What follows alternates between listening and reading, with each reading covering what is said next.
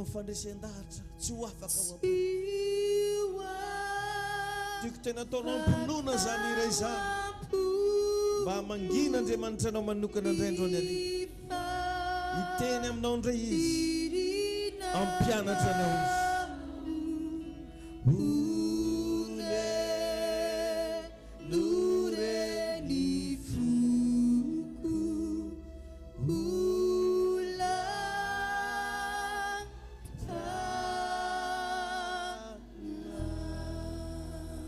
Asio tanana moramora ho an'ny fanamasina dia sady tenenina hoe mpandresy aho, mpandresy aho. Amen. Mahazo toerana ianao. Alleluia. Tahin'Andriamanitra daholo mpandresy rehetrarehetra ary faly miarabantsika rehetrarehetra amin'ny anaran'i Jesosy. Tiako mba hiarahaba ny olona akaikinao ianao sady tena anazy hoe faly be za mahita anao ny any ty. Dia sady tenena izy hoe tratry ny ty herinandro masina ty ianao hoe. Amen. Alleluia. Amin'ity hariva ity tsika dia asain'ny Tompo hianatra secret araka le fanandrazako anao hoe ireo fomba andresenao. Satria avy ny dikany hoe pasika dia fandresena. Dia misy révélation maromaro azavain'ny Tompo antsika makasika an'ity hoe pasika ity. Ka mialohan'ny risotsika amin'izany rehetrarehetra zany dia atoroko anao ireo karazana fahavalo anankitelo izay misy amin'ny fiainantsika kristianina indrindra fa amin'ny fanompoantsika n'Andriamanitra. Satria raha tsy fantanao ny fahavalonao, tsy hainao fomba hiadivana aminazy, tsy hainao fomba andeha andresegna anazy. Androany hariva dia misy karazana fahavalo anankitelo izay ho révélen'ny Tompo aminao, izay ho atoron'i Jesosy hoe ahoana ny fomba hiadivanao aminazy. Ny zavatra rehetra ambon'ity tany ipetrahantsika tia dia misy fahavalo daholo. Ny olona misy fahavalo, raha ambolenao misy fahavalo, fianarana misy fahavalo, tsy haiko varotra misy fahavalo, ary voamaly zany nagnazava-an'igny hoe hatramina projet aza misy fahavalo. Zay le hoe ennemi de projet. Ka jereo fa ny voalavo zao manana ennemi. Piso. Ny trondro manana ny eneminy, ny antsasatra minana lalitra sy ny sisa. Hitanao misy fahavalo daholo raha jiaby. Dia ianao aza mieritreritra mihitsy hoe anao io olo tranquille be, misy fahavalo. Ary nendreo zavatra tsy ampoizinao no agnisan'ny fahavalonao. Ary indraindray tafitodika agny amin'olona ianao fa possible ianao ihany ny fahavalonao. Toetranao. Ohatra zany ianao tia be resaka ohatra. Dia lasa tsy tian'olona intsony ny ara-niasa taminao a partir n'igny toetranao igny. Ndray koa ataoko hoe anao le olona tsy mba azo atokisana mihitsy fa zay zavatra omegnanao tonga dia bofenao daholo, ataonao fanaovana anazy. Dia ianao ihany namboly fahavalo anao. Zay aloha zany aoka zavatsara fa misy zavatra asan'ny devoly fa misy kosa asan'ny nofo. Zany hoe itoetranao io ny vatananao ihany ny toe-tsainao ihany no teraka olana ho anao.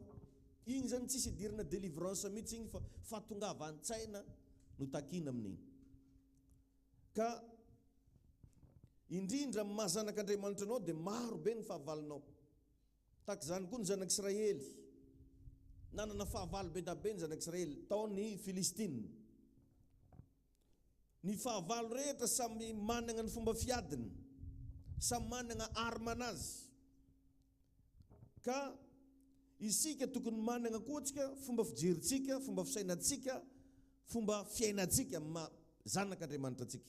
Rehefa anisan'ny secret efa natoron'i Jesosy anareo izy dia sahala amina ondry zay natao ampovoana amboadia. Dia ny fomba ahafahanareo miaigna normal amin'izany ozy endre taky ny menarana. Ny menarana tsy be resaka. Ny menarana fetsy. Ny menarana mangina fa tsy be laoeky. Ny menarana za io andeha hivarotra pistasy. Tsisy olo tsy mahafantatra pistasy anazy. Préciseny amidiko amin'ny hodiny. Jerevo ny fotoana tokony anaovanao zavatra, fotoana tokony hivavahana, fotoana tokony hamakiana baiboly, fotoana tokony hamafazana, fotoana tokony hisorana n'Andriamanitra, samy amin'ny fotoanany. Ka Zava-dehibe ny alalanao ny strategie ny fahavalonao. Satria ny fahavalontsika nefa tsy tamaso.